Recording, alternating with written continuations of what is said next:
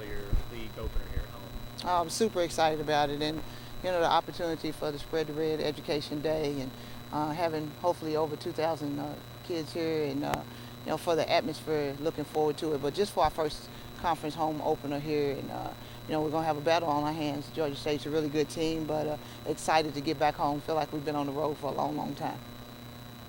What did you take away, I guess, from this grind on the road? I mean, ultimately, it's been a long time, but how do you feel like the team progressed over that stretch? I just think we're growing. I think we're growing as a team each and every day. I think we're having an opportunity to put different players in different situations, and everybody's growing, but the whole team's growing.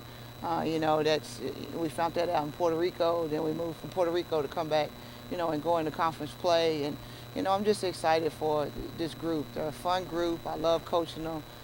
They're very coachable each and every day, and we just keep working and grinding and teaching them so we can continue to keep getting better, because the ultimate goal is for us to get better each and every day so we can get ready for conference when it comes conference tournament time.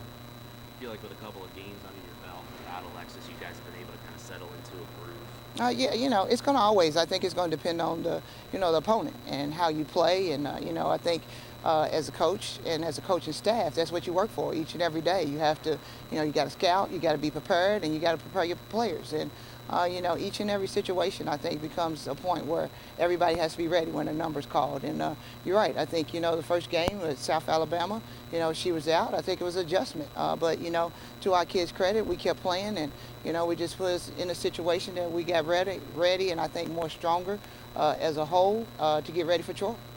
Are you looking for anyone specific to try to step up? I mean, Bianca did a good job against South Al, but she's kind of already done that in the past. Obviously it's got to be someone besides Chastity. Well, I think the biggest thing is you look at it. We had 4 kids that had career highs at Troy. I mean, different people step up at different times, and that's what it's all about. Bianca McGee, like you said, she's steady. We all know, and I think if anyone doesn't have her on their scouting report, that's their fault. Because she does a lot of good things for us, and there's a lot of players. I think now what we're trying to get to is ultimately what any coach would want to ask for, is for everyone to prepare for the different people on your team to not know who's going to be the one that's going to be the X factor each and every game. Obviously, no one single person is going to replace Alexis, but talking about those players that had career highs, Kendall and Chanel and Micah, talk about how key they will be through this as you all work that to help, build through that as a group, I guess. I think it'll be huge for everyone, and we're looking across the board, like when we was in Puerto Rico, we had Bria and Ruta step up, so, Micah Jones really set the tone for us. I mean, she knocked down 4 threes in the first half, and just confidence-wise, so you have so many people on the floor, they got to guard Bianca, you have to guard, so many different people, and as a coach, that's what you hope for, so each and every game, that's what we're working for. We're putting them in situations so they can feel comfortable. I talk to them about all the time. You get a wide open shot, shoot the shot with confidence. We do the things we need to do to work better, to get better on defense. And that's what I was proud of our group about. We adjusted when we got in the Troy game and adjusted and did some different things. And our kids followed through with the game plan. And ultimately, as a coach, that's all you can ask for, and putting us in a situation where we can have a chance to win in the last 5 minutes. How much do you look forward to having a couple of thousand screaming kids here tomorrow?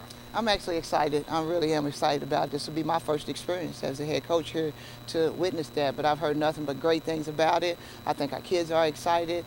We're looking forward to it. It's always great when you can have, kids and fans and everyone in this special place, and I know our team is looking forward to that. Personnel-wise, what do you see from Georgia State? I see they got some really good guards. They can put it on the floor and can shoot it.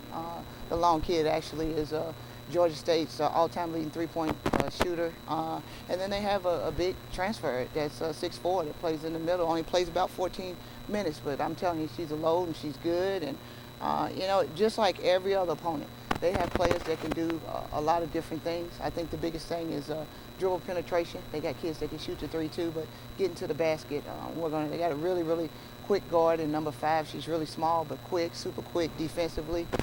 So we're going to have to protect the ball, take care of the ball, and we'll have to follow our game plan.